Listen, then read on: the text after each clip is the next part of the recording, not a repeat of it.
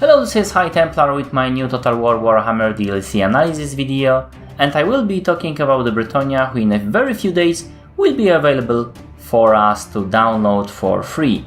And at the beginning of the PC Gamer weekend, where the Creative Assembly was there, they obviously decorated the place so we would know that they will be showcasing Bretonnia. However, it was hidden in few different feeds on Twitch, and some of the streams were 4 hours long, and if you don't want to zip through all of it, or if you just want to get a summary, or if you maybe you're wondering if you watched it but maybe you're wondering what I think about it, or have I caught something you didn't, this video is for you. I've made lots of screenshots, so we'll be reviewing screenshots, and this will be a two-part video actually. First part about the campaign, a second one about army and the roster, and the battle actually. So let's have a look. Firstly, we are getting 3 factions for the Bretonnia: the Bretonnia, Bordello, and Carcassonne. And this is the same as with the Wood Elves, and the same as with the Wood Elves, they are tied to single legendary lord, which is a bit unfortunate because there are just some factions that are playing better because they have few legendary lords. However, if we would like easy, we would not be playing Total War for sure. So King Llewellyn, starting with the Coron, and he's obviously powerful fighter, has Lion's Shield ability. He's starting with some Grey Knights and Pegasus Knights and Trebuchet, and campaign movement range plus 10%. He already have a knightly vow unlocked, which is pretty cool, and the aura size plus 25 for all lords, which is not as good, but it's useful if you have a peasant army. Useful. Now, having a Grey Knight and Pegasus Knight from the very beginning, and the Trebuchet, is pretty cool. So, and the campaign movement range is obviously very powerful. So he is a solid choice if you want power, basically, for the Bretonnia. Then we have Alberic de Bordello, and he's also a powerful melee fighter. It seems that we'll have to see how powerful, because we have not seen him, the stats or anything like that. But he also have knightly vow unlocked, and income from trade plus 5% from all tariffs, which is pretty cool. You can rank up those tariffs to as much as 10,000 if you are trading with everybody. It would be hard to do, but it's possible. So it's useful, but yeah, like I said, depends on how much you are trading. And the final unit experience for the all Bretonnian recruit knights plus 2. And this is especially powerful since there are other ways to increase that beginning experience. And being able to recruit a very ranked unit of the knight is very useful trait indeed. And he's starting with some errant knights, some Grey Knights, and also squires, which I will mention later. And finally we have a Fey Enchantress. So she has basically 5 more peasants available for her faction, which is something I will explain later. She's starting with much weaker troops, but she gets some interesting ones. And for example, the upgraded version of Trebuchet, who is throwing some blessed oil, which is, like I said, pretty cool, and greatly reduced upkeep for the Grail Guardians. Now, the Grail Guardians is a top elite unit of knights for the Bretonnia, so this is not nothing. This is greatly reduced upkeep, and she also has casualty replenishment rate of plus 15%. So while she might be starting mildly, you can get her really powerful later on, and she's supposed to be pretty powerful caster on her own. having a caster at the very beginning of your campaign might also be useful. So, what about Bretonnia themselves? Firstly, your first chapter is actually to attain 400 chivalry. And reward will be 5000 gold. That will probably be a change at the moment you will attain 400, because from what we have seen, it's not easy to attain this chivalry, more so that actually it is the objective of your entire game, much like with the Wood Elves. You don't conquer anything, actually more than with the Wood Elves, because Wood Elves have to conquer things to get Amber. You don't have to destroy anyone as the Bretonnians. So, Chivalry. Chivalry will allow you to summon the powerful Green Knight and aid you in your campaign in general. And we start with our Lord traits plus 10. And no, that's not plus 10 for turn. Then, at the very beginning, when you are just a noble between 0 and 199, you are getting just 2 leadership for all armies, which is useful but not really that powerful. However, from 200, you will be able to con upon Green Knight, and I will talk about that in a moment. Your leadership is plus 4, which is much higher, and you are getting unit experience for Bretonnian Knight plus 1, which would be plus 3 for Alberic. Mind you, this is not the only way. With a knightly from 400, so this is where your achievement, where your chapter objective ends, you will get plus 6. You can call upon the Green Knight again. Your rank recruits for Lords is plus 1 and Bretonnian Knights plus 2. And Virtuous is giving you additional ranks, additional experience, and obviously Knight, and reduction in Vampiric and Chaos Corruption, which only increased at the last level. Everything here is just better. But at the last level from 800, you are getting unit experience gain per turn plus 100 for all horses. Now, while this is pretty cool, you are getting that at Chivalry 800. That's very late in the game, and you want that experience at the beginning, like, you know, Vlad has, for example, for vampire counts. So, while it sounds cool, it might not be as useful as you think. This is the starting army for King Luen. So, like I mentioned, there are some Grey Knights here, some Errant Knights, some Trebuchets. Well, nothing special really. I will talk about the units later on. I just wanted to show you the starting army. And let's talk about traits for a Lord. So firstly, the skills for the Lord. There are Knightly Vow that I mentioned. It's unlocked from the very beginning for those 2 first Legendary Lords, so Luen and Alberic. And I will show you in a moment what it actually does. Actually, let's do it right now. It's greatly reduced upkeep for all the Knights. Knights Errant, Knights of the Realm and Pegasus Knights for the Lord's army. The Questing Vow is giving you only reduced upkeep for the Questing Knights, which are cool, but it is only a single unit. And finally we have the Grail Vow, which gives reduced upkeep, greatly reduced upkeep for the Grey Knights, Great Guardians, Royal Pegasus Knights and Royal Hippogriff Knights.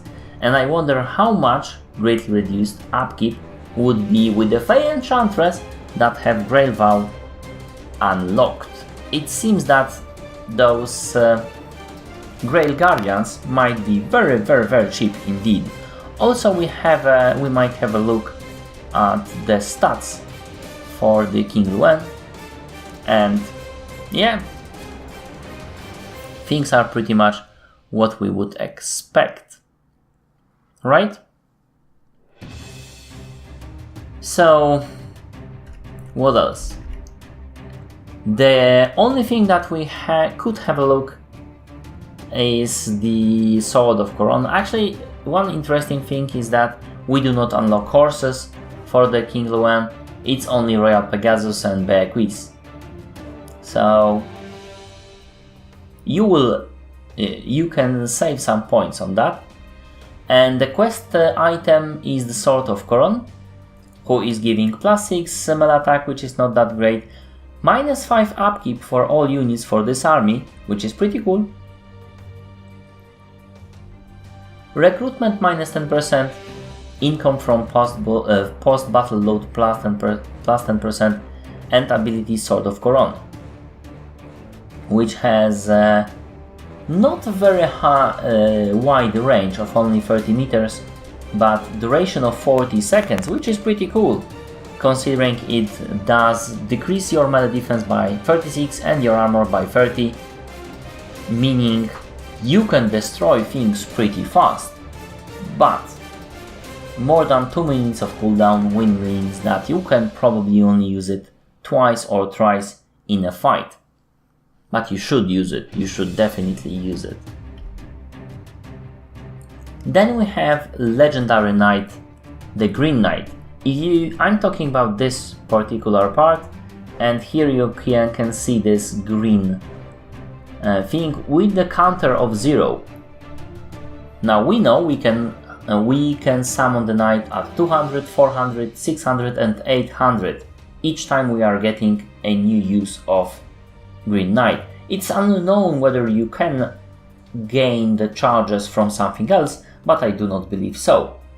So you will only be able to summon him 4 times, and each time he will come for 15 turns. So you have to manage this guy. In total it's 60 turns, so it's a lot for a guy like me. Because, well, I do a lot in that amount of turns.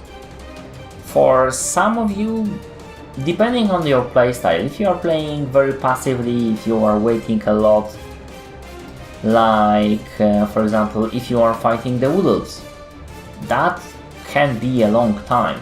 They are very defensive, they have huge garrisons, you just cannot go there and destroy them unless you have very strong armies. So, yeah. And the Legendary Knight is supposed to be pretty powerful, but we haven't seen him yet, so mind that. For Ultimate Campaign victory, we have to attain 1000 Chivalry and complete the final Erantrib War Battle, which we were told will be a choice that we can make, and probably on the moment we are attain 1000 Chivalry, and we will be able to choose at least between the Greenskins and the Chaos. So it seems like a quest battle of a sort, but pretty epic one. And that's very, very nice. Now, another thing that you might have noticed that it's on the top bar, not only we have the Chivalry, but also Peasant Economy counter. And this is 8 out of 10 right now. It means that all your farms are working at the full capacity, and all your non-knight units are getting -10% from upkeep. And that's not nothing, although your peasant forces, well, in general they don't cost that much, right? Most of your money will be spending upkeep on knights, not on peasant forces, but it is useful to have that -10%. Moreover, if you go over the top, income from your farms will go down by 10%, which could be pretty harmful indeed. So not only going below the counter will give you -10 upkeep for -10% upkeep for all your not very numerous peasants, but going over will decrease your income. And this is pretty bad. It potentially can go even further than that, we don't know yet. About the economy, about the technologies, it's about the right part is about economy and peasants, the left part is about knights. And those actually reminds me more of Rome or Attila than anything we've seen in Total War Warhammer. And you might actually think that will be the Bretonnia faction, will be boring faction because it's so normal. Aerie is just a human faction and just normal knights and peasants, and we've seen that before. Well, actually many people want to see something like Medieval 3, and this is as close as you can get. It might be very cool to see how this works, and like I said, even in the technologies trees, I've seen something very similar in the previous Total War titles, and I'm very happy that I can see that again. So income from farms plus 2%, not very much, but it will give you to all your farms, and you should be having a lot of farms. Then irrigation ditches will give you additional minus 5% for infantry upkeep and additional 1% from farms, which is again useful.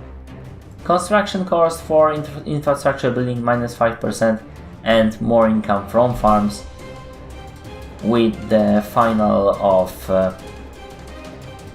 each of your region can sustain extra peasant unit. So this is pretty cool, because if you finish that, the more regions you have, the more peasant you can get without hurting your economy and farms, and you are relying on the farms heavily at that point in the game when you get to the water pumps. You can also improve your industry, and this is not dependent on the peasants. So here we are decreasing cost of the constructions and construction time, which is pretty cool for province capital and settlement buildings. Then we have income from industry plus 10%, and then plus additional 5% and research rate plus 5%. Then we have additional 5%. Well, you get what I mean, right? That's pretty substantial numbers, although it seems that the industry income is lower than the farm income, so there is that. For the buildings, they have actually showed us mostly recruitment buildings, and as one might expect, we are getting one chain of the buildings that is solely for the cavalry units. What is surprising is that you are actually getting Pegasus Knights and Hippogriff Knights with the same buildings as you can get mounted yeomen. So yeah, I mean, definitely it's your first priority to build that one. Then training field for your men-at-arms, spearmen-at-arms with shields and men-at-arms with shields. Yes, we are getting men-at-arms with swords for the Bretonnia. This is something new, and we are actually getting even two-handed version of the unit. Well, no, they will be actually squires, so they are pretty powerful, hard-hitting, not in comparison to, like great swords, but they would be pretty powerful for the Bretonnia. I would go as much as say too powerful, because the Bretonnia is not about, infantry. It's about peasants and stuff. Next level will allow you to get men-at-arms with polearms, which is stamp really of your diet if you are playing Bretonnians in the multiplayer. And I showed you the final one was for the two-handler guys, and here we have library. So on the second level you are only getting knights errants, but you can also recruit paladin, which is pretty cool. So the level 2 is giving you almost nothing, but level 3 is getting you some cool things, right? It's giving you questing knights, and it gives you also in most likely the Knights of the Realm. and both of those units are pretty cool. The Knights of the Realm were revamped and they are much more powerful. The Questing Knights are very cool because they have some armor piercing, and they do have not very much armor, but they do have very nice stats and good enough charge bonus to use with that weapon strength and armor piercing. Pegasus area will give you Grey Knights and Pegasus Knights, which is a bit odd, and I didn't expect that. That's why I expected 2 chains. I mean, Pegasus area and the Grey Knights, not really getting that. Okay, but never mind, it's okay. And finally, we will be getting like Royal Hippogriff Knights and Royal Pegasus Knights, which is another cool unit, anti-large unit that I want to showcase you tomorrow. We have from the buildings, very important buildings, it would seem would be the Grail Shrine, and you have to absolutely build it as much as you should the Cavalry chain, because for example the Praying gives you 10% chance to remove negative character trait from any lord that is garnished in this particular city. So you remember how some of the orcs and some of the warrior lords are getting all those nasty traits and it makes them even worse and worse each turn? You can get rid of that. And you can also reduce, obviously, reduction in the Vampiric and Chaos Corruption in not only this province but adjacent provinces, and you have to have it to have the Grey Knights. Quite obviously. The next one is actually providing you... No, actually, sorry, you have to... you are getting Grey Knights as a garrison if you are getting that. Sorry, my mistake. And then the unlockment in recruitments is actually on the second level, where you are getting Grail Reliquary and Battle Pilgrims. Grail Reliquary is hilarious and I will talk about that tomorrow, but also gives you additional damsel, as in capacity, enables you to recruit the damsel and recruit even more, and gives you the spraying chance to remove the bad traits even more. And obviously this is going even more on the last level, and also gives you plus 20 chivalry, which is pretty cool, right? It also unlocks recruitment, this one, the Grail Guardians, but you have to have a stable also. So Grail Guardians, I've mentioned you before, probably the most elite unit. The guardhouse is something I wanted to show you because we will be conquering some other Bretonnians. Actually, funny fact is that you are getting chivalry from battles with other people, but not with the Bretonnians. Obviously, you are not supposed to be riding or anything like that because you will be losing chivalry like that, but you should not fight other Bretonnians, which is a bit funny when you look at the medieval Europe and how knights looked at it. I mean, they were mostly like, let's fight between each other and don't even fight the peasants. If the peasants, there was actually a case of knights refusing to fight peasants and dying from said peasants when they were attacked, and obviously ignored the attack. So either way, but in Total War Warhammer, in the Warhammer in general, those guys are more focused on, well, crusades really. So attacking other people, not the Bretonnian people. And I will talk about that some more later on, but in general, you will not be attacking those guys, but if you want to, Knights of the Realm, Spearmen at Arms and Peasant Bowmen is what you are getting with the guardhouse.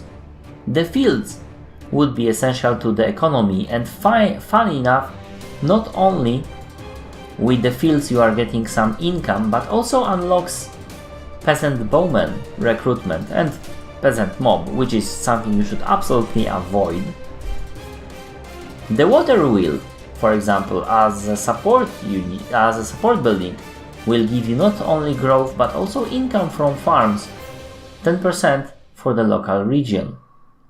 So again, pretty cool. We have not been, I haven't been able to see any other buildings, but so far it looks pretty cool.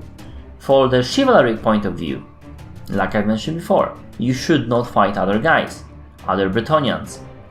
And chivalry code is giving you also the text will give you some chivalry, but also leadership and armor, that's not really that great. I mean, it's Medicore, but it's only the opening for what you want to get. And all those Heraldry of Artois, for example, or Heraldry of Lyonesse will actually give you diplomatic relations plus 100 to the said faction and chivalry plus 10. So you are getting more of this chivalry. Very slowly, but you are getting it. For each faction in Bretonnia, you will have to get this to basically, make a confederation. It is pretty cool mechanics, similar to what we've seen with the elves, but a bit more powerful, but a bit more focused on the single faction. That means you might be it might be not worth it if, say, Lyonesse will be destroyed, and to get to Bastogne or Carcassonne, you have to go through all of those, and they will be not very useful. And you have to spend a lot of turns, which you might use for something else. But yeah, each one of those 6 stacks will actually give you the same, 100 for set faction and plus 10 chivalry. Now, there is also the unification of Bretonnia, which will give you plus 20 and gives also some additional diplomatic relations with the dwarf realms and empire provinces. Plus 50 is no joke. Then we have text that will decrease your standing with some people, because you are basically declaring them as an enemy, like the Green Tide declaring Greenskins as an enemy. It will give you, however, plus 2 chivalry per each victory on Greenskin tribes. So this is how you get your chivalry. You declare the Greenskins the enemy and then you wipe them out of the map and get a lot of chivalry with it. Also, you are getting double experience when fighting Greenskins, so this is also very useful indeed. And you are getting immunity to Barren Wasteland, which is, quite obviously. And this goes for several different foes, including Chaos, or the Elves, I presume. As for the edicts, you will have a choice of a few, as you can see, 5 here, and including the growth plus 15, which is something you should definitely pick at the beginning. No surprise here. And with the stances for the army, it's pretty much the same. You have some raiding, some which you shouldn't do, an ambush, and a camp, and the force march. So you will have force march, you will be able to go there, wherever, pretty fast and get things done. However, for example, for raiding you have -2 chivalry, so you should absolutely not be doing that, because it's hard to gain that.